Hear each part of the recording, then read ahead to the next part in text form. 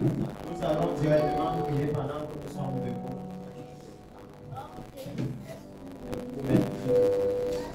Alléluia. Nous allons directement prier pendant que nous sommes debout. Puissant Père, Seigneur, je veux te bénir et te rendre grâce ce matin. Parce que tu nous as relevés, tu nous as une fois, éternel mon Dieu, amenés à la conscience de cette journée. Et c'est certainement afin de pouvoir te glorifier, afin de pouvoir encore manifester ton amour et ta bonté envers nous. Père, maintenant que tu nous as rassemblés en ce lieu, si nous sommes ici en ce moment précis, éternel mon Dieu, c'est parce que nous souhaitons aussi entendre de toi. Nous sommes aussi venus célébrer la naissance de notre fille. Nous sommes aussi venus te louer, te glorifier aujourd'hui parce que tu es Dieu. Et qu'il n'y a personne d'autre que toi. Il n'y a aucun Dieu à côté de toi, éternel mon Dieu. Et tu as déjà défini et tracé nos voies afin que nous puissions hériter le salut éternel avec toi. Père, ce matin, je voudrais te demander de pouvoir saisir nos cœurs pendant ces quelques minutes où nous allons partager ta précieuse parole. Ouvre notre intelligence, éternel mon Dieu, afin qu'au sortir d'ici, nous soyons des personnes transformées, nous soyons des personnes renouvelées, nous soyons des personnes fortifiées, pour que nous ayons la force et la capacité de résister aux mauvais vents de ce monde, afin que lorsque le Seigneur Jésus paraîtra, il puisse nous trouver prêts à entrer dans son royaume éternel. C'est dans le nom puissant de Jésus que je te recommande toutes les âmes présentes ici aujourd'hui. Amen. Alléluia. Nous pouvons nous asseoir. Alléluia. Nous pouvons nous asseoir dans la présence du Seigneur précieux. Et ce matin, nous avons numéro 1 grand témoignage ici. Pour ceux qui sont là, généralement c'est avec Maman Hélène que je parle de ça. Il y a tellement de célébrations depuis le début de ce mois, depuis le mois passé même en novembre. Chaque dimanche ici, nous avons des témoignages, des guérisons qui sont en train de se produire, des guérisons que le Seigneur est en train d'opérer, afin que tout le monde puisse savoir en ce moment que le Messie est en train de revenir et que c'est le moment de se préparer. Afin aussi que tout le monde puisse bénéficier des bontés du Seigneur. Alléluia. Ce matin, nous allons partager les témoins de guérison qui ont eu lieu la semaine passée. Chaque dimanche, généralement, nous avons célébré en ce lieu les énormes guérisons du Seigneur. Et ce matin, nous allons continuer. Alléluia. Pour voir qu'est-ce qui s'est passé et comment est-ce que ces guérisons sont en train de s'opérer. À un des frères du sang éternel de Jésus, les gars prophètes de l'éternel ont fait l'impensable. Enlevant 8 estropiés totaux. Et vous savez que la semaine passée, pendant qu'on était dans le culte ici, 3 estropiés ont marché. Et 17 000 passés, le Seigneur m'a montré un grand réveil massif qui vient au Kenya. Et dans ce réveil, je vois les estropiés se lever et marcher. Et je vois aussi leurs jambes, comment leurs jambes deviennent fortifiées. Cette nuit passée, le Seigneur m'a montré assez de cela. Et alors le Seigneur m'a amené dans la gloire, dans le ciel. Cette nuit passée. Et là-dedans, j'ai vu sa main toucher les feuilles de l'arbre de vie. Et il a pris un groupe de cela et il l'a mis dans mes mains. Et lorsqu'il a fait cela, il a dit, ceci est pour la guérison des nations. Va préparer le chemin pour la glorieuse venue du Messie. Et en ce moment, quand j'ai regardé en bas comme il m'amenait, quand j'ai regardé en bas, j'ai vu que les feuilles ont fleuri.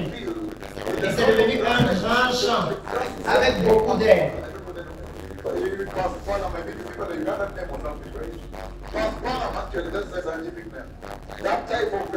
Non, ils donnaient le nom scientifique des airs qui étaient là. Et tout était vert, on ne pouvait pas voir le sol. Et ça poussait, très haut. Et c'était très vert. Et la traduction de cela, la signification de cela, c'est que le sang éternel de Jésus va couler dans ce pays de façon très puissante. Et ça va lever les estropiés dans le puissant nom de Jésus. Et c'était simplement ça, il n'y a pas eu de prière de guérison. Simplement à ces paroles-ci, voilà ce qui a commencé à se passer pour tous ceux qui suivaient simplement l'événement qui passait. Dans les églises, les esprits ont commencé à se lever. Vous pouvez voir ici, cet enfant de 3 ans, Simon Muragor, qui depuis la naissance n'avait jamais marché, il avait déjà 3 ans. Et à cette parole-là, il s'est levé et il a commencé à marcher. Alléluia.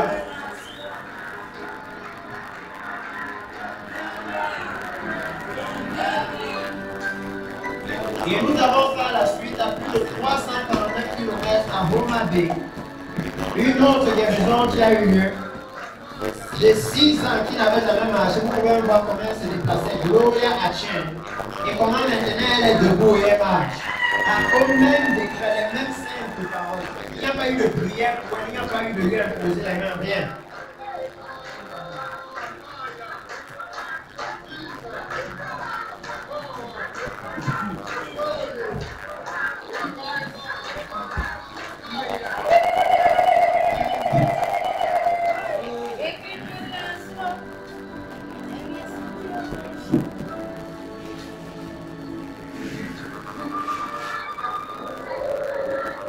Et vous pouvez voir ici un autre cas, Godwin Chouba, qui avait 5 ans aussi et qui était estropié depuis la naissance. Il n'avait jamais marché.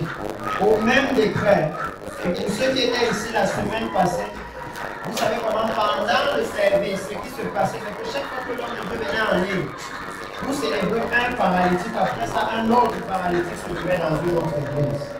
Dans plusieurs églises, ce n'est pas la même chose, comme vous voyez. Ça veut dire que ce que le Seigneur est en train de faire maintenant est accessible à tout le monde. Une autre guérison, Céline Tiffany Otema, qui avait 3 ans et demi. Tous ces enfants qui sont venus ici étaient estropiés depuis la naissance. Ils n'avaient jamais marché. Ils n'avaient jamais marché, il n'y avait pas d'option, pas de possibilité sur le plan scientifique, sur le plan médical pour les faire marcher. Alléluia. Et ça, c'est ce par quoi nous allons aujourd'hui introduire ce que nous allons partager. Mais nous pouvons déjà voir que les bienfaits du Seigneur. Vous voyez un autre cas ici, comment le prophète Festus Obuya, qui était complètement estropié. Complètement estropié, vous pouvez voir comment on le transportait. Et comment aujourd'hui, Festus Obuya marche maintenant.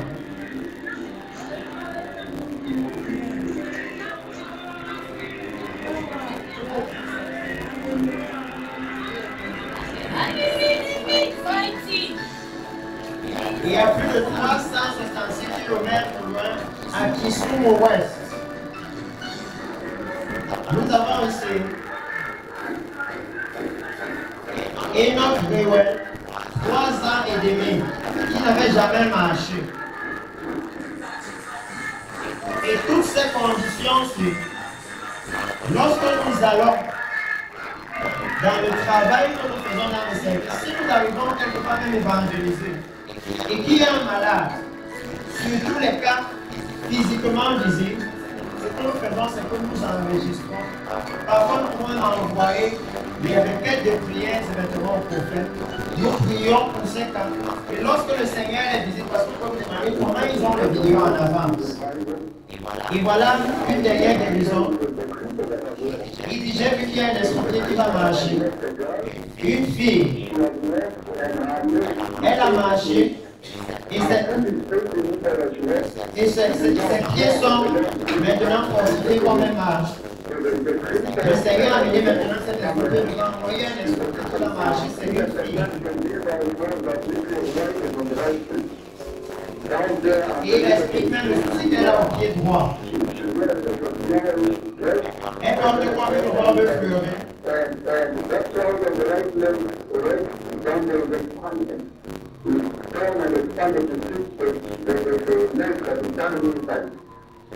Et elle a une jambe qui est un peu tournée vers l'intérieur.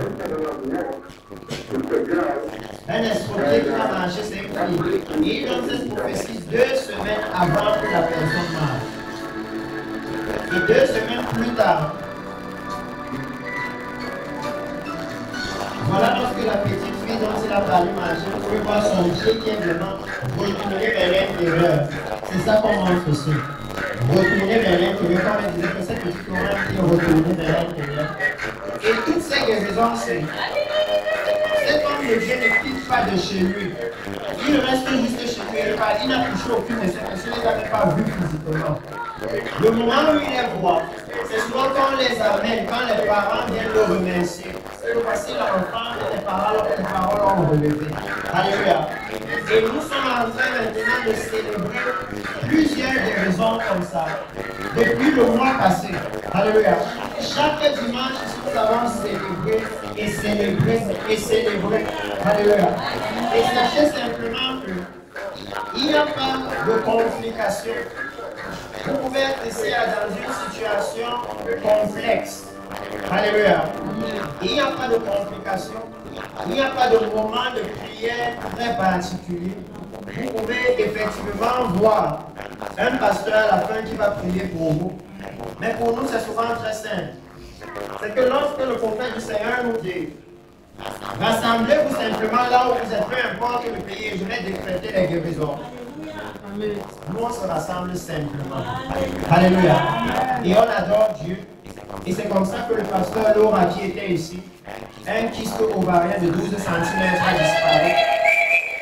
C'est comme ça que la petite Naomi qui est là-bas, une tumeur bénigne qu'elle avait ici derrière la tête a disparu. Alléluia. Sans aucune complication. Sans besoin de payer quoi que ce soit, de donner quoi que ce soit. Parce que le Seigneur dit dans sa parole, vous avez reçu gratuitement, donné gratuitement. Et tout ceci, le Seigneur est en train de le faire maintenant pour un but, pour une raison. Alléluia. Vous pouvez voir les grandes célébrations qui ont lieu et comprendre que le Seigneur utilise réellement tous les voies et les moyens possibles pour tourner le cœur des hommes vers lui, pour qu'ils prêtent attention à ce qu'il est en train de faire en ce moment-ci. Alléluia. Pour qu'ils prêtent attention à ce qu'il est en train de faire. Je sais que nous allons vouloir célébrer ceci, mais puisqu'il y a aussi la bénédiction de l'enfant, partageons directement le message pendant quelques minutes et dans la suite nous allons pouvoir faire tout cela. Alléluia. Amen. Donc je vais vouloir que nous ouvrions nos Bibles dans le livre de Luc chapitre 5. Luc chapitre 5, nous avions commencé à partager 2-3 choses ici. Et Luc chapitre 5 va nous permettre de voir pourquoi est-ce que Dieu fait ce genre de choses. Quel est le rôle, quelle est l'importance. Luc chapitre 5.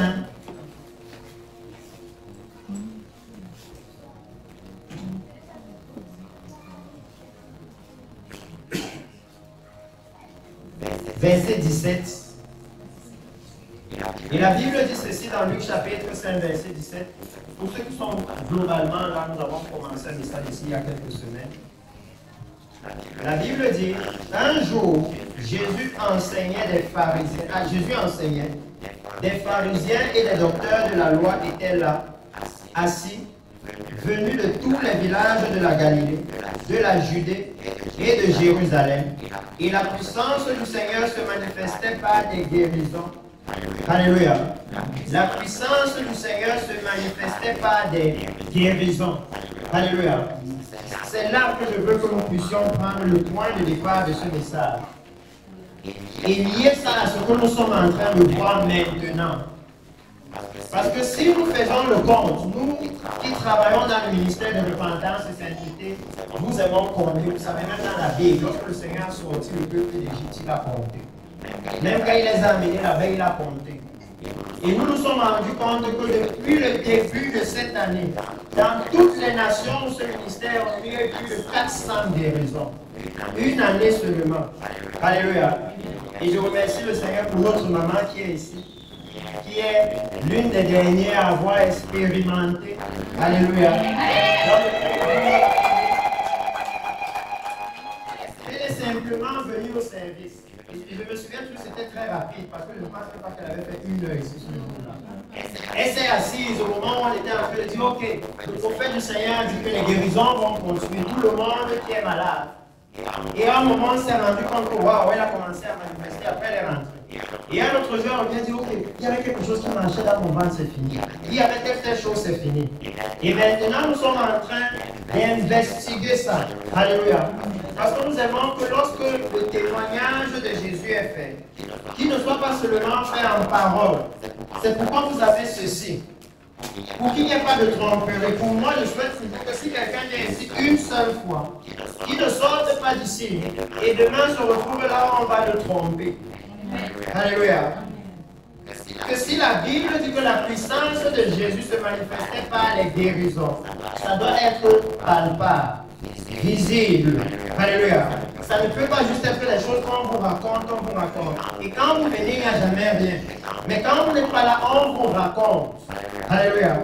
Ça doit être avec les faits. Alléluia. Où tout le monde peut documenter la condition et savoir que oui, la personne jusqu'à tel niveau était comme ça. Et un jour, alléluia, il a rencontré Jésus. Parce que c'est aussi ça la vie du chrétien. Avant, on pouvait être voyou, on pouvait vivre dans le désordre. C'est pourquoi moi j'invite les chrétiens à ce que soyez transparents. Alléluia. On a vécu dans le désordre avant. C'est honteux d'en parler, mais laissez ceux qui veulent fouiller, fouiller.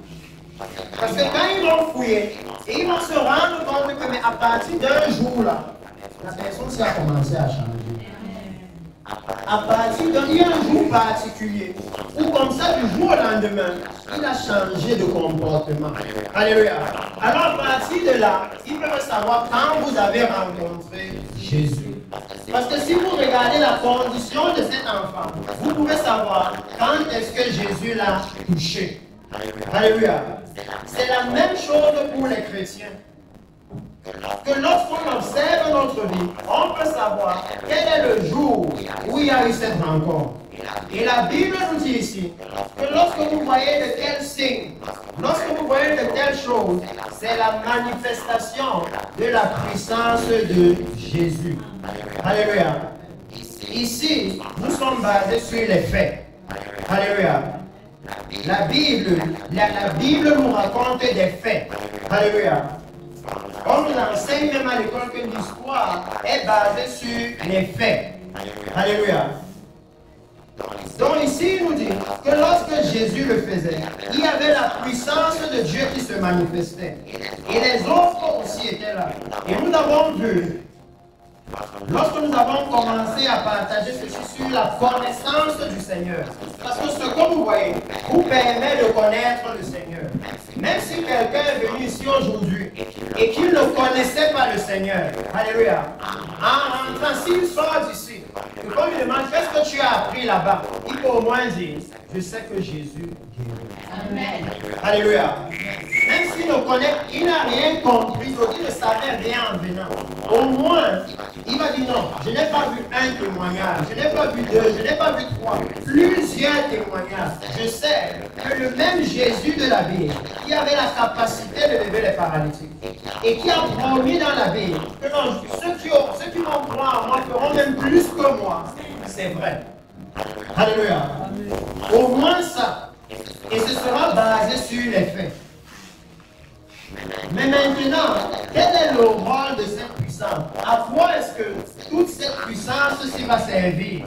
Parce que quand on utilise souvent le mot puissance de Dieu, c'est souvent difficile à comprendre pour les gens. Parce qu'on est habitué à la puissance économique, à la puissance nucléaire, à la puissance militaire et ainsi de suite. Mais permettez-moi ce matin de vous dire que toutes ces puissances-là ne pouvaient pas lever ces paralytiques. Si vous écoutez leurs histoires, ils sont souvent allés dans les hôpitaux les plus sophistiqués. Ils ont vu les plus grands kinésithérapeutes. Mais la situation ne pouvait pas changer. Alléluia. Et c'est à partir de là qu'on peut savoir. On peut vraiment juger, mettre sur la balance la puissance du Seigneur et la puissance des choses de ce monde. Et comparer maintenant pour voir lesquelles puissances devons-nous trouver. Donc vous voyez, dans le livre de 2 Pierre chapitre 1, nous allons essayer d'aller un peu vite. 2 Pierre chapitre 1, la Bible nous dit ceci: Simon Pierre, serviteur et apôtre de Jésus-Christ, à ceux qui ont reçu en partage une foi du même prix que que la nôtre, par la justice de notre Dieu et du Sauveur Jésus-Christ. Que la grâce et la paix vous soient multipliées par la connaissance de Dieu et de Jésus notre Sauveur. On peut presque dire que ce passage est notre passage introductif depuis le début de ce mois. Et je veux toujours rappeler que la Bible vous dit des choses très claires. La dernière fois, la semaine passée, s'il y a quelque chose que tout le monde pouvait ramener à la maison, c'est s'il vous plaît, faites l'effort d'avoir la Bible. Parce qu'il n'y a pas une autre façon de connaître Dieu. Alléluia. Vous ne pouvez pas rester et dire non, moi je ne connais pas Dieu, je ne connais pas Dieu. Quiconque a une Bible peut connaître le Seigneur. Vous pouvez lire et comprendre qui il est. Alléluia. Et vous le voyez ici dire qu'il est apôtre de Jésus. Et il dit à ceux qui ont reçu une foi du même prix que la nôtre. Ça veut dire une foi qui a la même valeur. Ça veut dire une foi qui a les mêmes caractéristiques. C'est pourquoi ici, j'ai toujours et toujours dit qu'une fois que Pierre nous dit ça, apôtre de Jésus, ça veut dire que si vous voulez savoir, parce que je sais que beaucoup de personnes sont souvent dans la confusion, beaucoup de personnes disent on ne va pas à l'église, il y a les charlatans, il y a les ceci, il y a les cela, et c'est vrai. Alléluia. Totalement vrai. Mais c'est pourquoi la Bible est là pour nous aider. Mais si vous voulez en savoir si quelqu'un est un vrai apôtre, alléluia, alors il doit avoir la foi du même prix que celle de Pierre. C'est pourquoi si Pierre pouvait dire à un paralytique, je n'ai pas dormi d'argent, lève-toi et marche, il doit le faire. Alléluia. Il doit pouvoir le faire. Pas vous donner un programme de prière sur un mois. Et après ça, maintenant, je dis non, si les apôtres de la Bible n'ont pas fait comme ça, que lui ne fasse pas comme ça. Alléluia. Ça doit être comme dans la Bible. Parce que c'est l'un des grands soucis que nous avons maintenant dans le salut. C'est que malheureusement, nous faisons les choses différemment de ce qu'il dit. Alléluia. Si les apôtres de Jésus comme Pierre prêchaient Christ ressuscité, mort, crucifié et ressuscité, c'est ce que ceux de maintenant doivent faire. Alléluia. Il dit qu'ils ont reçu une foi du même prix. Ça veut dire que la foi là a les mêmes caractéristiques. Il ne doit pas avoir de différence. Sinon, comment est-ce que nous, on saura encore qui est qui? Alléluia. C'est très important. Mais s'il élève quelque chose, il dit que la grâce et la paix vous soient multipliées par la connaissance de Dieu et de Jésus notre Sauveur. Alléluia. Il dit que ce qui amène dans nos vies la grâce, en d'autres termes aussi la faveur de Dieu. Alléluia. Et la paix. Et vous voyez que si le monde a besoin de quelque chose maintenant, c'est de la paix. Il y a les guerres et les bruits de guerre un peu partout. Alléluia. Il y a les risques d'émeutes un peu partout. Venez juste la pénurie de carburant. Et regardez combien de pensées bizarres sont montées dans les têtes des gens. Alléluia. C'est la Bible qui a dit que ça doit se passer comme ça. Regardez la guerre en Israël. Et regardez comment, j'espère que tous ceux qui sont ici regardent les informations parce que les signes de la venue de Jésus passent sur vos télé chaque jour. La guerre, par exemple, que vous voyez en Israël maintenant, est un signe palpable que l'avènement du Seigneur est très proche. Alléluia. Je n'ai pas le temps d'expliquer ça, mais pour ceux qui sont ici savent que Israël est la nation la plus gardée du monde. Même les États-Unis ne sont pas gardés comme Israël. Si vous regardez les informations, vous n'allez jamais entendre qu'un migrant a perdu la route et il est entré en Israël. C'est impossible. Alléluia. Leurs frontières sont gardées par tout ce que vous pouvez imaginer. Mais que plus d'un millier de personnes entrent là-bas, les attaquent, les tuent. Alléluia. C'est quelque chose de grave. Et la Bible nous dit que lorsque vous verrez Jérusalem investie d'armées étrangères, sachez que ça fait. C'est dans nos Bibles. J'espère que tous ceux qui vont dans la Bible, leurs pasteurs sont en train de leur dire ça. Parce que je me dis toujours que ce serait grave que le Messie vienne et que quelqu'un mente. Alléluia. Alors qu'il allait à l'église. Ce serait vraiment grave. Donc ici, il nous a dit que c'est la connaissance de Dieu qui nous apporte, qui multiplie sa grâce, qui multiplie sa paix. Alléluia. Donc c'est elle qui fait augmenter la grâce et la paix de Dieu dans notre vie. Au verset 3, il dit, comme sa divine puissance nous a donné tout ce qui contribue à la vie et à la piété, au moyen de la connaissance de celui qui nous a appelés. C'est pour ça que j'ai dit, commençons par regarder le témoignage. Parce que Luc nous dit que si vous voyez les paralytiques se lever, ouvertement, publiquement, alors c'est la puissance de Jésus. Et ici, il nous dit que la divine puissance de Jésus est ce qui nous donne tout ce qui contribue à la vie et à la piété. Ça veut dire que s'il n'y a pas la puissance là, on ne peut pas avoir ce qui contribue à la vie et à la piété. S'il n'y a pas la puissance là, la piété c'est quoi? En d'autres termes, c'est la crainte de Dieu. Que s'il n'y a pas cette puissance, alors on ne peut pas avoir une crainte de Dieu suffisante. Et il ajoute ici qu'au moyen de la connaissance de celui qui nous a appelés par sa propre gloire et par sa vertu. Donc il dit que c'est une bonne chose de voir ces miracles. C'est vraiment puissant, c'est vraiment glorieux. Et moi j'aime toujours les célébrer. Parce que j'aime voir quelqu'un d'autre recevoir le bien. Alléluia. Si quelqu'un voit une personne qu'on sort d'un trou et il n'est pas content, je dois vous dire, c'est que vous avez un problème.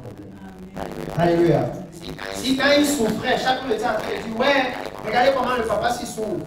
Et le jour où quelqu'un dit, il est, vous vous fâchez plutôt. C'est que vous étiez un hypocrite. Vous n'aimiez pas vraiment le papa là. Alléluia.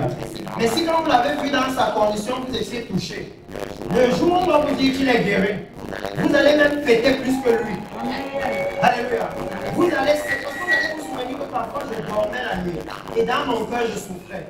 Tout comment moi je dors bien comme ça et le monsieur signe. Je sais par quoi il est en train de passer. Alléluia. C'est très important.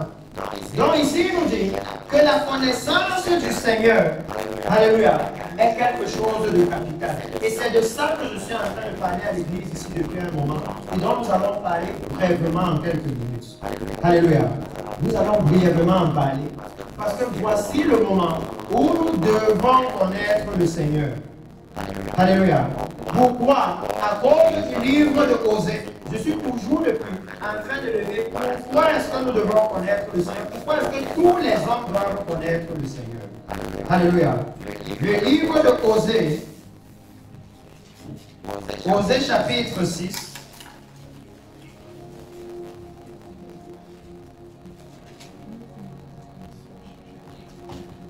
Alléluia.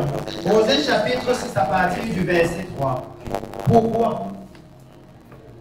Il dit, nous pouvons être venus ici aujourd'hui et la puissance de Dieu conformément à la Bible, on a vu. Alléluia.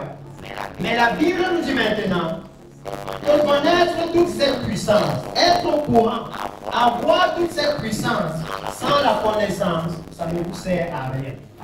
Alléluia. Et pour ceux qui regardent les informations, tout est aujourd'hui dans nos informations. Vous savez, maintenant, on a beaucoup les gens qu'on appelle les panafricanistes. Les gens qui disent que le Cameroun, c'est un pays riche, n'est-ce pas? Il y a les mines, il y a tout dans le Cameroun, il y a tout en Afrique. Alléluia. Et après, ils vont dire, mais pourquoi on est pauvre? On est pauvre parce qu'on a tout ça, on ne sait pas quoi faire avec. Alléluia.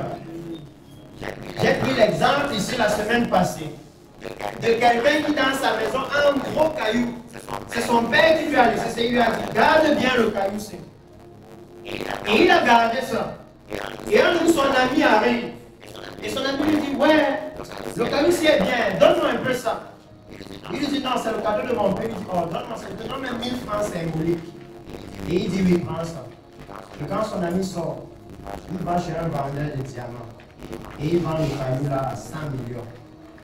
N'est-ce pas, tout le monde va dire que le gars était bête. Ce n'est pas qu'il n'avait pas quelque chose de valeur, mais le manque de connaissance. Alléluia. Il ne connaissait pas ce qu'il avait. Il ne connaissait pas la valeur de ce qu'il avait, l'intérêt de ce qu'il avait. Et c'est la même chose que le Seigneur dit, que la connaissance de Dieu, c'est quelque chose de capital.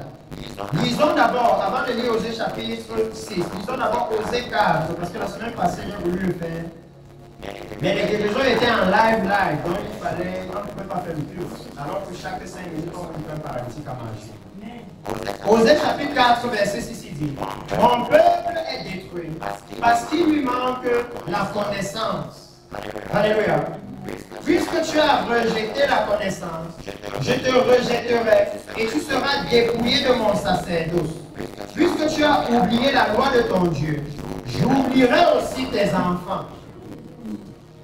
Il parle de la gravité de la connaissance et il élève directement les conséquences. Que ceux qui rejettent la connaissance, vous voyez déjà le Seigneur dit que si nous ne connaissons pas Dieu, ce n'est pas parce que lui ne veut pas. Alléluia. La preuve fait de grands miracles que tout le monde peut voir. Alléluia. Je suis sûr que dans la salle-ci, au moins une fois dans notre vie, chacun ici a dit c'est Dieu qui m'a gardé. Alléluia. Donc ce n'est pas que lui ne veut pas. Mais il dit ici, puisque tu as rejeté la connaissance, avec lui il n'y a pas l'option que je n'ai pas voulu que tu connaisses. Il dit le souci c'est de l'autre côté. Et il dit maintenant que les conséquences c'est quoi? C'est que lui aussi il va nous rejeter. Les conséquences c'est quoi? C'est qu'il va nous dépouiller de son sacerdoce. Et pour faire simple ici pour tout le monde, le sacerdoce c'est le service de Dieu. Alléluia. Parce que ceux qui servent Dieu ont une faveur spéciale devant Dieu. Or, s'il vous enlève son service, ça veut dire que vous avez perdu le privilège. Si je vais vous expliquer ça d'une autre façon, c'est comme les fonctionnaires. Alléluia. Vous savez que les fonctionnaires ont plein de privilèges, n'est-ce pas? Ils ne payent pas les impôts, ils ne payent pas ceci, ils ne payent ainsi de suite. Parce qu'ils sont fonctionnaires. Mais maintenant, une fois qu'on enlève de ce privilège-là, il devient comme vous et moi, n'est-ce pas? Oh oui, il n'y a plus les avantages, là, c'est fini. C'est ce que le Seigneur dit. Que parce que les hommes, et il parle premièrement à son peuple chrétien, à ceux qui disent nous sommes enfants de Dieu, parce qu'ils ont rejeté sa connaissance. C'est pour ça que lui aussi il les a rejetés. J'aurais plus le temps ici, mais je veux toujours qu'on mette ça comme introduction. Pour parler du sacerdoce et de ses avantages. Lorsque vous êtes dans le service du Seigneur, vous pouvez par exemple prier pour les gens et ils guérissent. Alléluia. Lorsque vous êtes dans le service du Seigneur, vous avez le secours et l'assistance du Seigneur. Alléluia. Un peu comme lorsque quelqu'un travaille dans une entreprise, et vous savez, ils ont plein d'avantages. Ces jours-ci, c'est même là que j'ai appris qu'il y a des entreprises où quand tu travailles là-bas, on te donne même, tu as le droit d'aller à la salle de sport. C'est gratuit. Moi, je ne savais pas ça. Je savais qu'il y avait des voitures, les ceci, mais quand tu dis que tu pars à la salle de sport, c'est gratuit. T'es étonné que waouh. Il vous avez des avantages. Mais il dit que maintenant, si on vous retire ce travail, vous perdez tous les avantages qui vont avec. Et c'est ce que le Seigneur nous fait savoir dans la Bible. Et il nous dit que ce qui peut nous faire perdre cet avantage, ce qui peut faire que nous soyons dépouillés du sacerdoce, c'est qui? Parce que le Seigneur va jusqu'à dire que je vais même oublier tes enfants. Et c'est pourquoi j'aime dire aux chrétiens, faites attention, avec le Dieu qui a créé les cieux et la terre, tous les actes que vous posez ont des répercussions. Alléluia. Tous les actes que vous posez, c'est la loi de Dieu dans la Bible et il ne change pas. Il dit dans la Bible qu'il maudit jusqu'à la 3e et à la 4e génération de ceux qui lui désobéissent.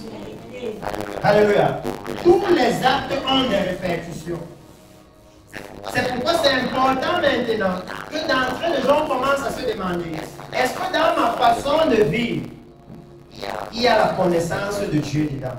Est-ce que dans ma façon de vivre, j'implique Dieu dedans? Parce que directement, on va réaliser que parfois, on a beaucoup de challenges, n'est-ce pas? Même avec les enfants, avec l'entrée, on ne sait pas que le problème, ce n'est pas tous les gens là, le problème, c'est nous. Alléluia. Le problème, c'est comment est-ce que nous vivons par rapport à Dieu. Je vais vous prendre un exemple simple. Quand vous êtes quelqu'un qui passe tout son temps à mentir à tout votre entourage, vous vous attendez à ce qu'on vous fasse confiance. Et comment vous allez dire que non, ce sont les gens là, quand je leur parle, ils ne veulent pas m'écouter. Ils ne veulent plus. Tu passes ton temps à leur mentir. Comment tu veux qu'ils t'écoutent? Alléluia. Quand vous avez une vie de tromperie, comment vous voulez que les gens vous fassent confiance? Ça semble banal, mais ce sont les lois de Dieu. Quand vous menez par exemple une vie d'immoralité, alléluia, vous pensez qu'un homme va venir vous épouser facilement. Vous-même, vous allez réaliser qu'il suffit qu'un homme veuille vous épouser. Et il sait déjà que non, cette personne, même une femme qui veut épouser un homme, et qui sait que non, on dit que cet homme, il est trop frivole. Il suffit qu'elle passe dans un taxi un jour, le voit marcher en route avec sa soeur. J'espère à d'autres pensées. Et c'est à cause de son témoignage. Alléluia. C'est à cause de son témoignage. Donc il dit que la connaissance de Dieu ne peut que faire du bien à l'Église. Alléluia. Ça ne peut que leur faire du bien. Et vous le voyez ici dire que voilà les conséquences de ceux qui rejettent la connaissance de Dieu. Les conséquences dans leur propre vie morale, mais les conséquences dans la vie sur leurs descendants, sur leurs enfants. Alléluia. Les conséquences continuent. Et il dit que lorsqu'il élève, que voilà ce que la connaissance de Dieu, voilà ce que le fait de rejeter la connaissance de Dieu amène. Toujours dans le livre de Osée, le Seigneur lui dit pourquoi est-ce qu'il faut savoir qu'il existe. Pourquoi est-ce qu'il faut le connaître. Alléluia. Pourquoi est-ce qu'il faut le faire. Et je pense que nous aurons plus de temps d'aborder tout ceci dans les réunions d'enseignement que nous faisons en semaine, parce qu'il y a vraiment beaucoup de choses à partager ici. Il dit, le livre de Osée, la Bible dit dans Osée chapitre 6, à partir du verset 3. Si vous voulez même, je peux lire à partir du verset 1 si vous permettez. Il dit, venez, retournons à l'Éternel, car il a déchiré, mais il nous guérira. Alléluia. Ça veut dire, voilà les gens qui souffraient maintenant des conséquences de leur ignorance, des conséquences du fait qu'ils ne connaissaient pas Dieu. Alléluia. Et ils ont décidé que nous faisons demi-tour. Alléluia. Faisons demi-tour. Et il dit, il a frappé, mais il bandera nos plaies. Et au moment où on parle, je vais vous donner un exemple palpable que vous tous vous connaissez de ces écritures. Ça passe à la télé. C'est Israël. Dans toutes nos Bibles, là, n'est-ce pas, c'est d'Israël qu'on parle. Est-ce que vous voyez ce qui leur arrive? Mais quand vous lisez la Bible vous enseigne que ça leur arrive pourquoi? Parce qu'ils ont rejeté Jésus. Et que Jésus a dit que maintenant ta maison te sera laissée déserte. Le temple, ce que tu vois, sera détruit. Aujourd'hui, il n'y a plus de temple en Israël. Aujourd'hui, au moment où on parle, le monde entier se lève contre eux. Au Conseil de sécurité des Nations Unies. Moi, j'invite les chrétiens sont les gens cultivés. Ce ne sont pas les gens qui restent et qui pensent que c'est le démon, c'est le sorcier, non. Les chrétiens, ce sont les gens cultivés. Au Conseil de sécurité des Nations Unies, alors que c'est Israël qu'on a attaqué, on a violé leurs enfants, brûlé les gens. Et si vous voyez les vidéos, les gens qui les brûlaient riaient, ils étaient contents. Quand on amenait un cadavre à Gaza, toute la foule sautait, ils célébraient qu'enfin on a tué les gens là. Mais au Conseil de sécurité des Nations Unies, c'est seulement les États-Unis qui ont levé la main. Et donc Israël doit faire la guerre. Toutes les autres nations étaient comme, ok, ça nous concerne pas, non, qu'ils arrêtent. Même si ce sont les autres qui les ont attaqués, qui ne répondent pas. Ce que Israël vit maintenant, c'est la preuve, c'est l'exemple visible pour tout le monde. Je sais que les gens vont venir vous dire, non, c'était le sorcier, c'était l'esprit de ceci et tout. Et vous et moi, on sait que souvent ce n'est pas palpable. Après qu'on ait fini de vous dire, je suis à l'hôpital, on m'a fait 2 injections et je suis guéri. Alléluia. Mais vous pouvez lire votre livre, voir l'histoire d'Israël et comprendre ce qui leur arrive. Que comment la nation la plus protégée du monde, les frontières d'Israël ont les satellites qui suivaient ça. Ils ont les drones qui suivaient. Ils ont les caméras de suivi. Ils ont les détecteurs de mouvement. Si tu fais un mouvement 1 kilomètre, ils savent que c'est le chien qui passe là-bas.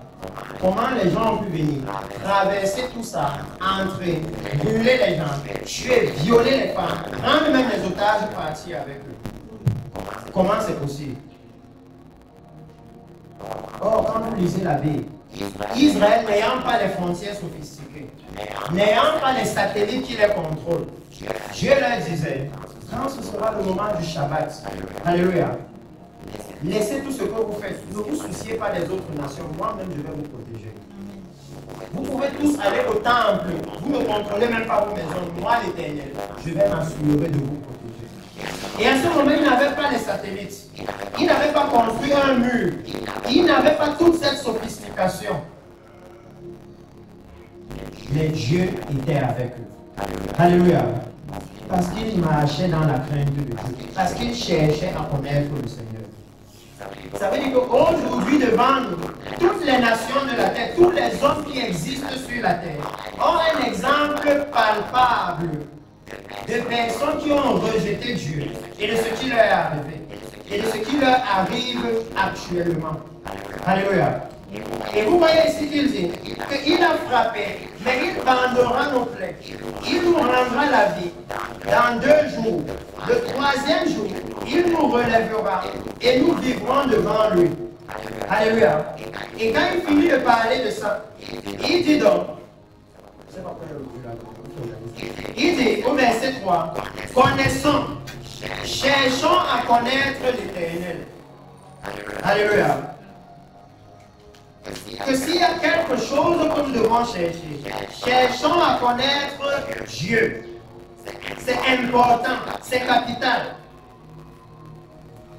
Parce que beaucoup de choses qui se passent dans nos vies, en réalité, viennent de Dieu. Et nous, on imagine que c'est telle personne, c'est tel autre. Le Dieu de la Bible est le Dieu tout-puissant. Ça veut dire que quand vous êtes avec lui, personne ne peut rien vous faire si lui ne permet pas. Alléluia. Personne. Donc il dit, cherchons à connaître l'Éternel. Pourquoi? Il dit, sa venue est aussi certaine que celle de l'aurore. Il viendra pour nous comme la pluie du printemps qui arrose la terre. Donc il dit que la raison pour laquelle nous devons chercher à connaître Dieu, c'est parce que le Seigneur va bientôt venir. Alléluia. Et aujourd'hui ici, je vois que nous avons plusieurs personnes qui ne sont pas actuellement au milieu de nous. Donc du coup, je me dois de leur introduire. De quoi on parle? On parle du Seigneur qui va venir. Alléluia. Qu'est-ce que la Bible en dit? Amen. Le livre de 1 Thessaloniciens. Nous avons lu le livre de 1 Thessaloniciens pour voir c'est quoi la venue du Seigneur. Commençons d'abord par Actes chapitre 2. Et je pense que c'est là que je vais m'arrêter ce matin, juste pour vous parler de la venue du Seigneur. Parce que s'il y a une chose que quiconque est venu ici aujourd'hui ne doit pas ignorer en partant, c'est que le Seigneur vient. Alléluia. Le Seigneur vient. Actes chapitre 2. Non, chapitre 1 à partir du verset 9. La Bible dit ceci. Après avoir dit cela, il fut élevé pendant qu'ils le regardaient, et une nuée le déroba à leurs yeux. Et comme ils avaient les regards fixés vers le ciel, pendant qu'ils s'en allaient, voici 2 hommes vêtus de blanc leur apparurent et dirent, hommes galiléens, pourquoi vous arrêtez-vous à regarder au ciel? Ce Jésus qui a été enlevé au ciel du milieu de vous reviendra de la même manière que vous l'avez vu allant au ciel. Alléluia. La Bible nous promet que le Jésus qui est allé au ciel là, avant de partir, Jésus a levé ses mains percées et il a béni les apôtres. Et pendant qu'il les bénissait, il a été enlevé. Et la Bible promet que ce même Jésus, il va venir de la même façon. Et vous voyez maintenant que quand lui osait qu'on a lu, il dit maintenant que parce que la Bible promet qu'il va venir, nous devons le connaître. Alléluia. Nous devons le connaître. Nous devons savoir qui il est. Parce que quand il vient, il ne vient pas pour rien. Il vient pour faire quelque chose. Alléluia. Et quand les disciples lui ont demandé quel est le signe, comment on sait que tu reviens? Parce que quelqu'un ici peut se poser la question comme lui. Depuis plusieurs années, vous dites qu'il revient. Alléluia. Comment on sait alors qu'il revient? Vous pouvez lire Matthieu chapitre 24, Luc chapitre 21, Marc chapitre 13. Et je vais seulement vous donner quelques petites choses que vous voyez aux informations. Par exemple, le Seigneur Jésus m'a dit, vous entendrez parler de guerre et de bruit de guerre. Alléluia. Il va donner un signe que je vous ai donné tout à l'heure. Il va dire que lorsque vous verrez Jérusalem investie d'armées hostiles, alléluia, sachez que sa fin est proche. Et je pense que pour nous tous ici, on n'avait presque jamais vu la nation d'Israël être attaquée comme ils ont été attaqués le 7 octobre. Il va parler de famine. La Bible va même nous dire, dans le livre de 1 Timothée, de 2 Timothée chapitre 3, que dans les derniers jours, il y aura des temps difficiles. Parce que les hommes seront arrogants, orgueilleux, fanfarons, tous les péchés, il va citer là-bas. Et je sais que tout le monde ici peut voir que les temps deviennent de plus en plus difficiles. Surtout les personnes instruites. Parce que les personnes instruites regardent leur téléphone et ils voient aux informations qu'on a trouvé le gaz à crédit. Alléluia. Mais est-ce que le prix du gaz a baissé alors? Les femmes qui sont ici. On a trouvé le gaz au Cameroun, non? Normalement, si tu trouves le manguier chez toi, est-ce que tu achètes encore la mangue à rose? On va se poser les questions. Comment nous on trouve le gaz? On achète encore le gaz plus cher même qu'avant. Comment on trouve le pétrole? Mais il y a même pénurie de pétrole chez nous. Pourquoi vous prenez le prix de la moto, c'est fois 4? Alors on dit que nous on a le pétrole dans notre pays. C'est ce que la Bible a annoncé. Comment on a plein de terres cultivables, mais on n'arrive pas à manger. Le prix de la nourriture augmente. Je ne sais pas si vous avez souvent quand ça a baissé. Parce que moi, ce que j'entends tous les femmes, c'est que le marché est dû. Je me dis même que le jour où il va passer dans le marché est bon. Et là, il va organiser une fête. Parce que c'est comme on connaît des femmes. Quand le marché est dur. Non, tu ne sais pas, le marché est dur. Tu prends la présence cette année, l'année d'après, c'est toujours dur. C'est même plus dur que l'année d'avant. La Bible nous dit que tout ça, c'est censé nous conduire vers la venue du Seigneur. Alléluia. C'est pourquoi il dit, vous devez donc connaître le Seigneur. Parce que ce jour-là, il y a des personnes qui viennent prendre. Je vous prends juste quelques petites choses. Parce que si vous lisez 2 Timothée, vous êtes obligé de vous rendre compte que la Bible est vraie. Si on a le pétrole, si on a le gaz, si on a les terres cultivables, pourquoi on n'arrive pas à manger normalement? Dans la Bible, il dit, parce que les hommes seront hautains, orgueilleux, fanfarons, aimant le plaisir plus que Dieu.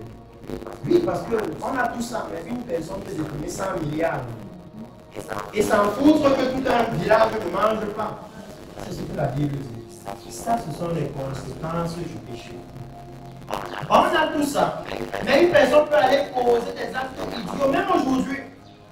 Vous voyez les chrétiens, père de famille, il est dans une entreprise, il a un salaire, et il prend le risque d'aller voler un stylo, on le vit après toute la famille. Ça, ce sont les conséquences du péché. Les gens sont dans les lits, ils ne savent pas, mais c'est ça les conséquences.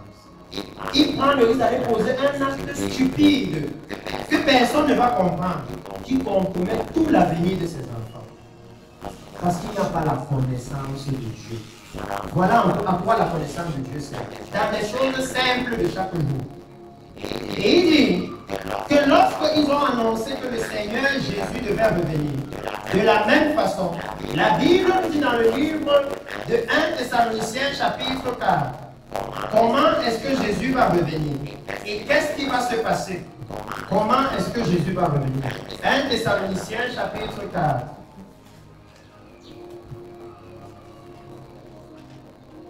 Parce qu'on voit pourquoi il dit connaissez le Seigneur.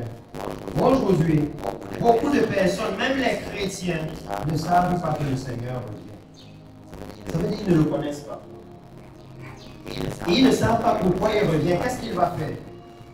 Il dit ici, 1 Thessaloniciens chapitre 4, à partir du verset 13. À partir du verset 13, il dit, la Bible nous dit ceci. Nous ne voulons pas, frères, que vous soyez dans l'ignorance au sujet de ceux qui dorment. Alléluia. Ici, il dit frère. Ça veut dire qu'il parle aux chrétiens. Ça veut dire qu'il est en train de dire que la Bible nous dit que la partie ne concerne pas tous les hommes. La partie ici, là, c'est seulement les chrétiens qui peuvent comprendre ça. C'est pourquoi ceux qui évangélisent ici, ne soyez pas étonnés quand vous dites à quelqu'un que non, le Seigneur Jésus revient, et vous dites, mais de quoi tu parles?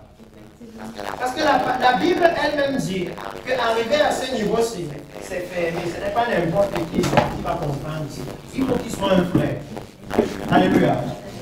Et il dit, et il va même vous dire, vous donner les descriptions de qui est un frère ici. Pourquoi les autres n'arrivent pas à comprendre.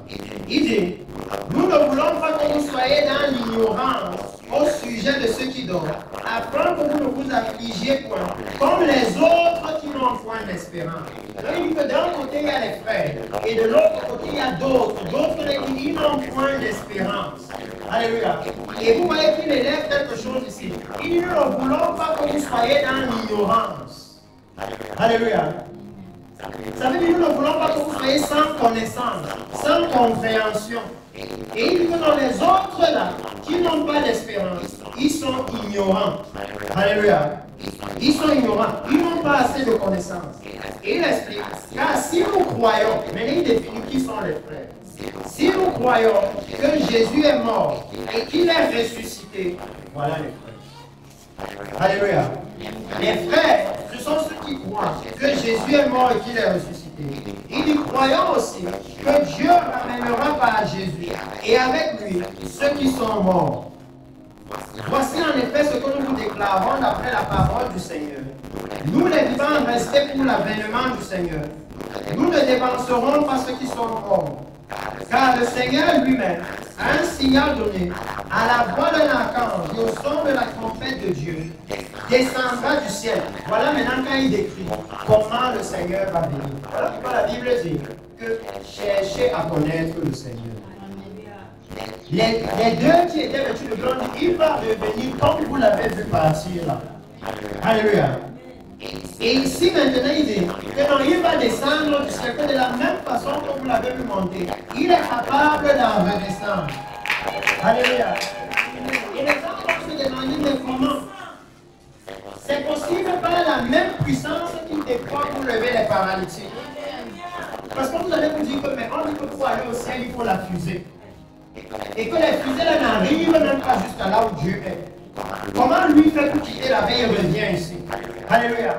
Et je vais vous dire que oui, on dit aussi qu'il n'y a pas d'injection pour les paralytiques comme ce que vous avez vu là. La médecine aussi a dit qu'ils ne peuvent plus marcher. La médecine a dit que tel enfant a une paralysie cérébrale. Vous savez ce qu'on fait pour guérir la paralysie cérébrale? Il faut lui donner un nouveau cerveau. Vous faites ça comment? Son cerveau est gâté. Et les scientifiques ne connaissent même pas à 5% comment le cerveau fonctionne. Alléluia. Donc il faut seulement donner un nouveau. Ça veut dire qu'ils ne savent même pas qu'est-ce qu'il faut appuyer là-dedans pour que ça marche bien. Ils ne savent pas. Donc quand vous voyez un enfant comme ça, quand vous voyez un enfant comme ça, quel appareil c'est se lever et marcher. Alors vous savez que waouh, si je peux sortir de là avec quelque chose, c'est que rien n'est impossible pour lui. Et si rien n'est impossible pour le Seigneur, s'il va revenir comme ça, alors c'est sûr qu'il va revenir comme ça. Alléluia. Parce que quand il nous a promis qu'il va venir à la croix mourir pour nos péchés, il est effectivement venu et il est mort pour nos péchés. Alléluia. Quand il a promis qu'il va ressusciter, il est ressuscité. Quand il a promis qu'il va aller au ciel, il est allé au ciel. Ça veut dire que s'il promet qu'il va revenir, on peut aussi croire qu'il va revenir. Alléluia. Quand il a promis que plus tard, ceux qui vont croire en lui vont même faire des œuvres plus grandes que lui. On voit ça, non? Ça veut dire qu'on peut aussi croire. Ça veut dire qu'est-ce que le Saint de vouloir dire à l'Église? Croire en Jésus, croire en Dieu, ce n'est pas basé sur le hasard. C'est basé sur les faits. Alléluia. Ce n'est pas basé sur une histoire qu'on imagine, que l'on a seulement lu comme ça. Non, c'est sur les faits. Et c'est quand tu commences à croire, basé sur les faits, que tu commences à avoir la capacité de faire ce que Jésus fait. Alléluia. Parce que beaucoup d'entre nous, on est ici.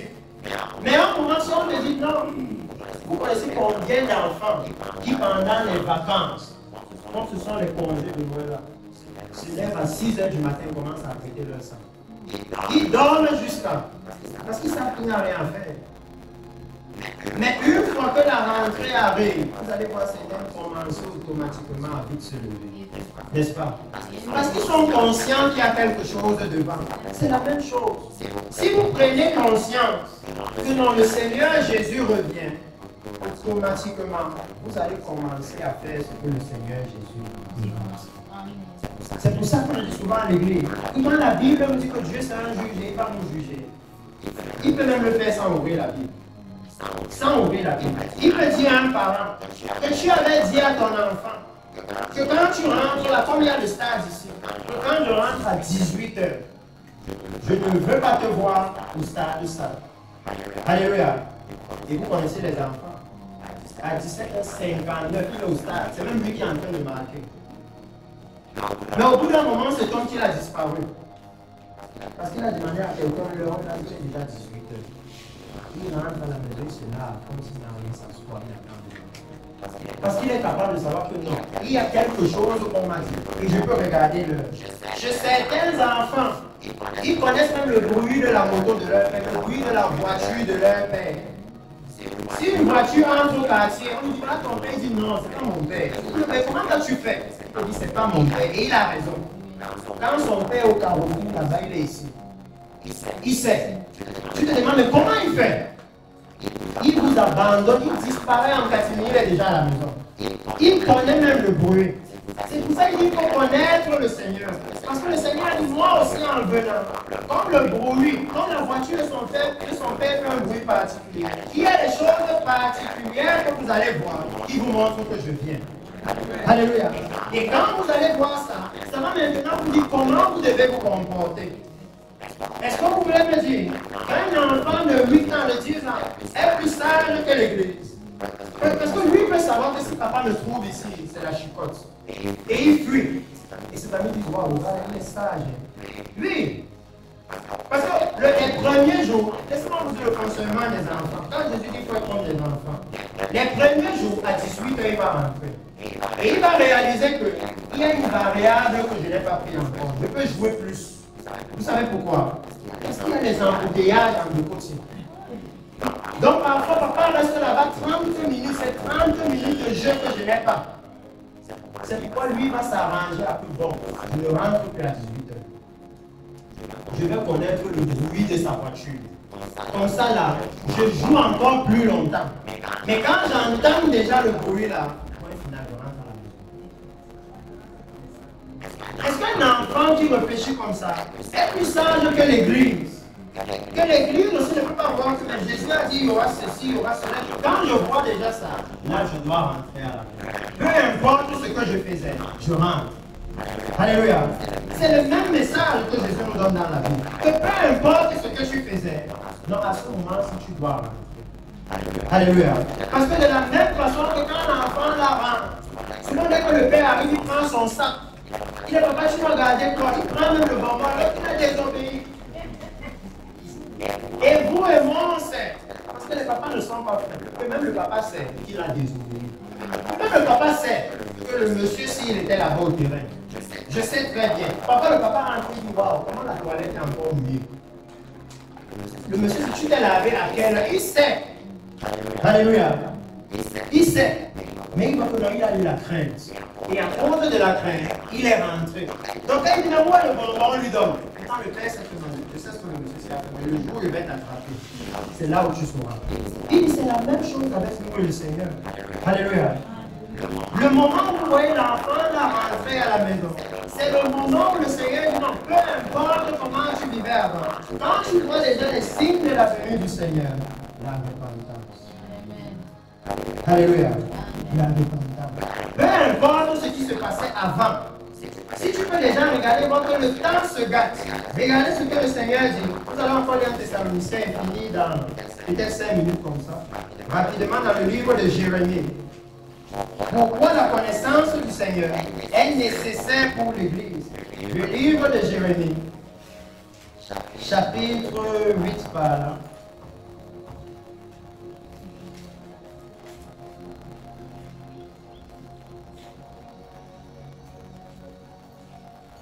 Dans le livre de Jérémie, il dit ceci. chapitre 8 à partir du verset 4. Il dit, la Bible dit, dis-leur, ainsi parle l'Éternel.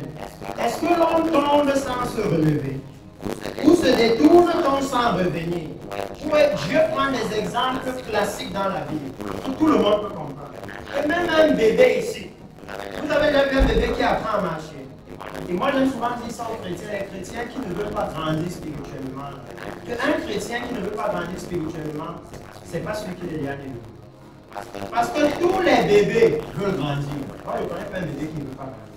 Même le bébé qu'on va bénir là, dans quelques mois, sa mère va vouloir tenir, sa mère va dire non, laisse ma mère de marcher seule. Tous les bébés veulent grandir. Au bout d'un moment, les choses que vous sentez qu'il ne peut pas faire, c'est ça que lui veut aller faire. Alléluia. Il ne veut plus attendre que vous lui montrez, non, il veut aller faire. Et il dit ici que quand vous voyez le bébé là, vous allez voir parfois il marche, il tombe, n'est-ce pas? Vous venez là, vous les suivez, vous les suivez. Est-ce que c'est pour ça qu'il se relève et qu'il commence à pouvoir marcher? Il va toujours aller. C'est la même chose que Dieu dit ici. Que quand il s'agit de lui, ce sont les mêmes principes. Ça ne change pas, c'est Dieu qui a créé les principes là. Que c'est comme ça que l'enfant va faire pour marcher. Et il dit que c'est la même chose pour nous. Est-ce qu'on tombe sans se relever? Est-ce qu'on se détourne sans revenir? Et bien, pourquoi ce peuple de Jérusalem s'abandonne sur la de perpétuer les garanties? Il persiste dans la tromperie. Il refuse de se convertir. Je suis attentif, j'écoute. Il ne parle pas comme il devrait. Aucun ne se répand de sa méchanceté. Et les dit, qu'ai-je fait? Tous reprennent leur course comme un cheval qui se lance au combat. Et au verset 7, il dit ceci. Même la cigogne dans les cieux, même la cigogne connaît sa saison dans les cieux. La tourterelle, l'hirondelle et la grue observent le temps de leur arrivée. Mais mon peuple ne connaît pas la loi de l'Éternel. Vous voyez le problème de la connaissance de Dieu. Il dit que même les oiseaux, je suis comme nous tous ici, et souvent j'aime prendre l'exemple de quelque chose de simple, la poule. Moi, souvent je me mets au balcon là derrière, et il y a plein de poulets qui sont de je ne sais pas où, qui sont dans le champ là. Mais le jour où je veux savoir là où ils habitent, c'est très simple. Je les suis à partir de 18h. Ils vont m'amener là où ils habitent. C'est ce que Dieu dit ici. Que même eux, ils n'ont pas la montre, ils n'ont pas le smartphone pour regarder l'heure, ils n'ont pas le GPS, mais ils connaissent trouver le chemin de la maison. Quand le temps est déjà en train de se gâter, ils savent voir que le temps rentre chez nous. La nuit tombe déjà, un chien peut venir nous dévorer comme ça, c'est mieux de rentrer. Mais il dit que mais son peuple ne connaît pas sa loi. Les hommes que lui il a créés, et ils ne sont pas capables de voir. Mais il y a déjà les guerres, les bruits de guerre, le coût de la vie augmente chaque jour. Ça veut dire que les choses sont déjà en train de se gâter ici. Ça veut dire que le moment où le Seigneur a promis de venir nous chercher, c'est déjà proche. Préparons-nous à partir. Alléluia. C'est ça que le Seigneur dit dans la Bible. Il dit que c'est seulement par la connaissance de Dieu, en cherchant à le connaître, qu'on pourra être prêt pour le jour dont il parlait dans 1 Thessaloniciens chapitre 4. Et laissez-moi finir avec ce jour-là, pour que nous puissions conclure et entrer dans l'autre phase du service de ce matin. 1 Thessaloniciens chapitre 4, là où on était. Je vais continuer à partir du verset 15. Vous voyez déjà que Jésus promet de ramener avec lui ceux qui sont morts.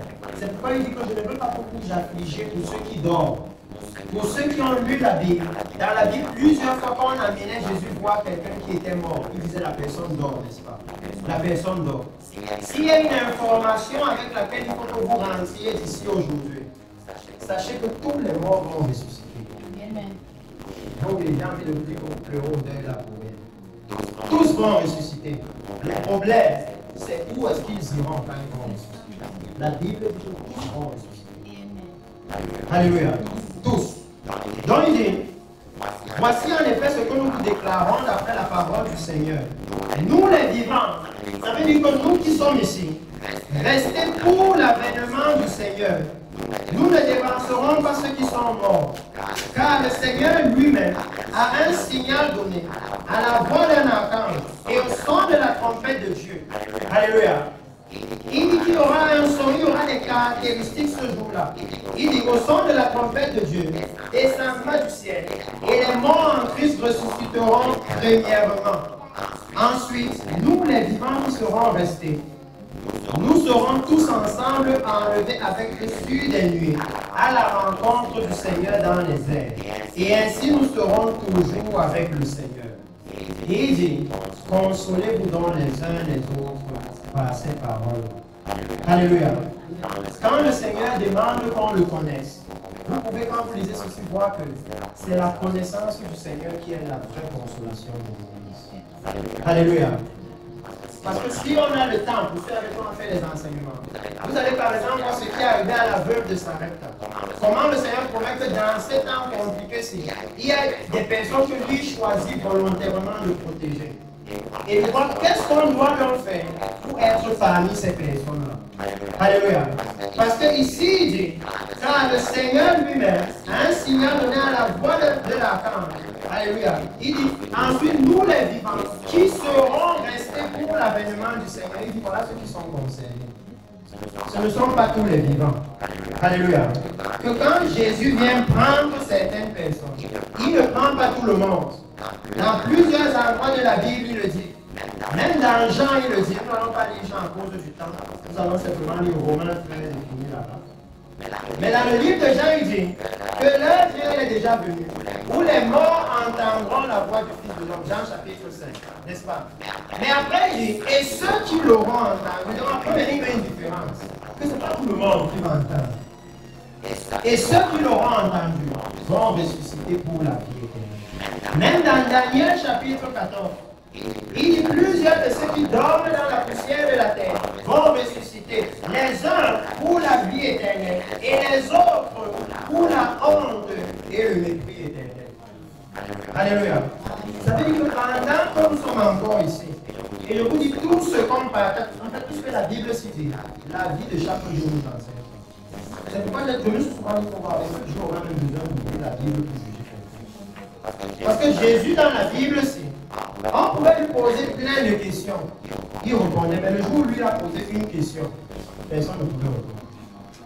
Ce n'est pas qu'il ne connaissait pas la réponse, mais il sentait que non, ça nous juge. Quand vous lisez la Bible, même quand Jésus voulait dire aux gens le jugement qui les attend, il leur donnait simplement une histoire. Et eux-mêmes, ils étaient capables de dire, non, voici ce qu'il faut faire à la personne, alors que la personne là, c'était lui. C'est ça qui est terrible avec Dieu. Parce que le Seigneur, quand il nous montre tout ça, il nous fait savoir que pendant que nous sommes ici, vivants ici, nous sommes en train de nous préparer pour l'éternité. Alléluia. Et un chrétien m'a dit comment? Mais c'est la même chose que nous disons à nos enfants. Que pendant toute l'année scolaire, prépare-toi pour le bac. Focalise-toi sur le bac. Si lui dit qu'il ne comprend pas, vous allez dire non, comment il ne comprend pas? Vous croyez que Dieu comprend pour que vous ne compreniez pas comment? Que pendant que vous êtes ici, préparez-vous pour l'éternité. Alléluia. Vivez de façon à ce que vous puissiez hériter l'éternité. Parce que le Seigneur est à la porte. Et il dit la meilleure chose à cette heure, la chose dont l'Église a besoin, c'est de sortir de l'ignorance. Parce qu'il a dit, je ne voudrais pas, frère, que vous soyez dans l'ignorance. Et avec les autres, on va continuer la semaine prochaine, on sera à Paris. Peut-être dans les enseignements aussi. Pour voir tous les points d'ignorance que le Seigneur élève dans l'Église. Même sur la résurrection de l'eau, comment les morts. La Bible enseigne tout ça, c'est très simple. Mais voyons qu'est-ce qu'il nous demande alors. Qu'est-ce qu'il nous dit alors? Si nous sommes capables de voir ce que nous voyons, de voir que wow, la puissance de Dieu est là. Le Seigneur est à la porte. Lisons le dernier passage de l'Écriture. Le livre de Romains chapitre 13. Romains chapitre 13, verset 11. Romains chapitre 13, verset 11. Et si vous commencez à lire cela dès le début, vous allez le voir commencer à donner des conseils aux chrétiens sur comment est-ce qu'ils doivent vivre. Et je ne sais pas souvent pourquoi, pour les gens, j'ai pas envie de dire dur, mais c'est comme mauvais. Ils trouvent mal de vivre comme chrétien. Alléluia. Alors que pour moi, je me dis, mais avoir quelqu'un qui vit avec toi et qui est juste, est-ce que c'est mauvais? Moi, je veux les justes à côté de moi. Parce que moi, j'ai l'assurance qu'il ne va pas me mentir. Il ne va pas me tromper, il ne va pas faire comme ça. Donc parfois je me dis, mais comment quelqu'un peut refuser de vivre avec quelqu'un qui est juste? Comment tu peux refuser de confier ta boutique à quelqu'un qui craint Dieu? Parce que moi tu es sûr, alléluia, que même s'il n'y a pas la caméra de surveillance, lui il est conscient qu'il y a une autre caméra qui le regarde. Comment tu peux refuser? Il dit que non, sa façon de vivre me contraint. Quand je veux mentir, il est là, je ne peux pas mentir. Il est en train de te faire du bien. Alléluia. Il dit que quand il finit de là, il dit comment il doit vivre, comment il doit respecter les autorités. Alléluia. Comment il doit rendre ce qui appartient à ceux qui ont cela. Il a dit dans le verset 11. Cela importe d'autant plus. Ça veut dire que vivre de cette façon est très important. D'autant plus que vous savez en quel temps nous sommes. C'est l'heure de vous réveiller enfin du sommeil. Car maintenant, le salut est plus près de nous que lorsque nous avons cru. Alléluia. Et ce matin ici, en quelques mots, je vous ai fait voir effectivement le salut dont il parle. Le moment où le Seigneur va venir nous prendre pour nous amener dans son royaume est plus proche de nous. Parce que sur vos chaînes de télévision, vous voyez chaque jour les signes de la venue de Messie. La Bible vous a dit qu'il en sera comme au temps de Sodome et Gomorrhe, n'est-ce pas? Comme au temps de Lot. Alléluia. Est-ce que vous voulez dire que vous ne voyez pas comment la publicité de l'homosexualité est partout maintenant? Pourquoi on envoie les gens d'un autre pays? On va au Cameroun et enseigne-leur pourquoi ils doivent être homosexuels. Ils ne comprennent pas bien pourquoi ils doivent être comme ça. Va et faire une conférence. Tu dois faire une conférence sur le genre. Même quand on voit les problèmes que ça cause, c'est là où on comprend que nous, les hommes, on est devenus fous à un moment. Si vous regardez les informations, vous allez voir qu'aux États-Unis, il y a un grand problème maintenant. Les hommes qui ont décidé de devenir femmes sont en train de remporter tous les trophées dans les sports, dans la catégorie femmes. Et maintenant, les femmes posent un problème pour nous, les vraies femmes, on va donc faire comment? Parce que lui, il a décidé de devenir une femme, il a la force d'un homme. Et il vient jouer au ballon avec nous, il marque plus que nous. Il vient courir avec nous, il court plus que nous. Il vient nager avec nous, il nage plus que nous. Et quand il a décidé de devenir une femme, si je l'appelle il, on me met en prison. Est-ce que vous ne voyez pas que le monde est en train d'aller de plus en plus dans une position qui est mauvaise? Parce que le Seigneur Jésus dit que c'est pour ça que lui vient. Il vient pour prendre ceux-là qui ne veulent pas se retrouver dans cette position. Donc il finit en disant, le salut est plus proche de nous que lorsque nous avons cru. La nuit est avancée, ça veut dire que les ténèbres sont déjà grandes. Le jour approche, ça veut dire que le Seigneur Jésus est proche. Dépouillons-nous donc les œuvres des ténèbres et revêtons les armes de la lumière. Marchons honnêtement comme en plein jour, loin des excès, de l'ivrognerie, de la luxure et de l'impudicité, des querelles et des jalousies, mais revêtez-vous du Seigneur Jésus-Christ et n'ayez pas soin de la chair pour en satisfaire les convoitises. Alléluia. Voilà le conseil que la Bible nous donne. Il nous dit que si nous avons compris que lui, effectivement, le Seigneur est Dieu, que si nous avons la connaissance du Seigneur, et un peu seulement la connaissance du Seigneur, alors voilà comment nous devons commencer à vivre. Il doit nous dire que ce n'est pas impossible. Parce que le fait que vous voyez tous les miracles que vous avez vus là, ces miracles vous disent aussi quelque chose. Jésus avait dit aux apôtres que vous recevrez une puissance et vous serez mes témoins. Ça veut dire que ces miracles vous disent aussi que le Saint-Esprit est disponible. Alléluia. C'est le Saint-Esprit qui nous aide à marcher comme Dieu. Personne ne peut faire ça de lui. Mais je dois vous dire quelque chose de vrai. Avec le Saint-Esprit que la Bible s'y dit. Alléluia.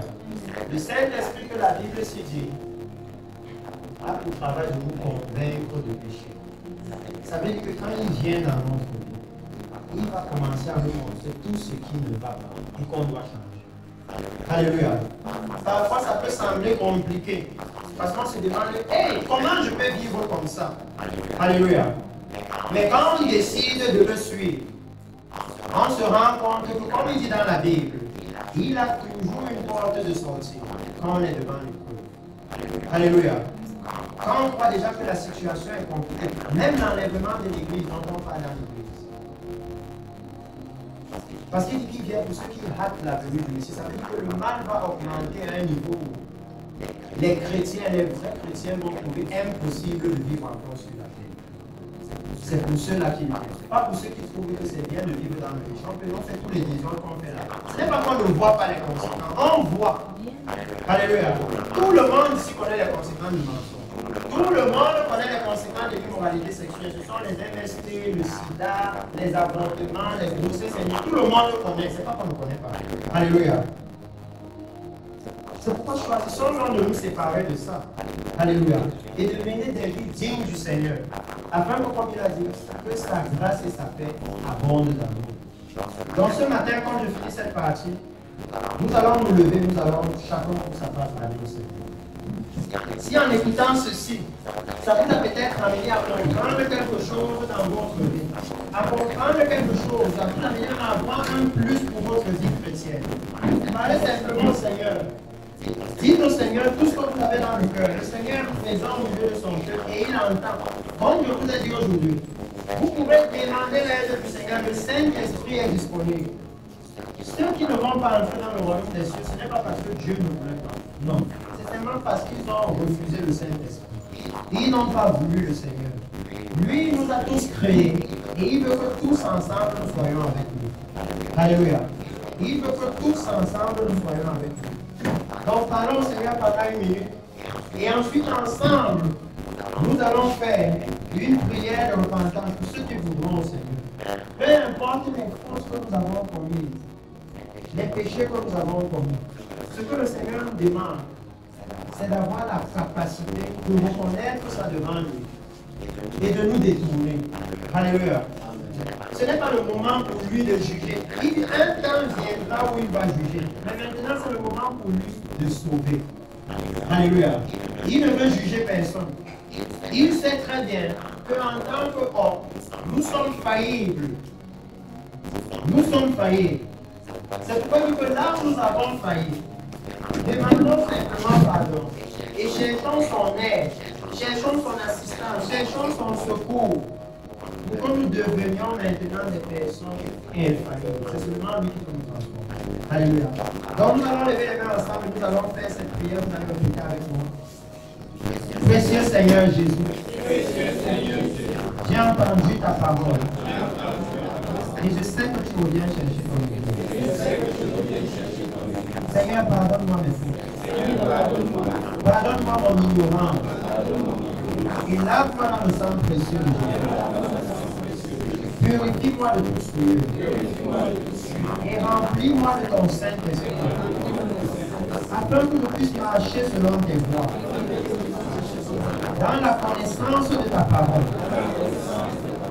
Et que lorsque tu viendras, je puisse hériter ton royaume. Avec les saints. C'est dans le nom puissant de Jésus que j'ai prié. Aujourd'hui, je suis né de nouveau. Amen. Alléluia.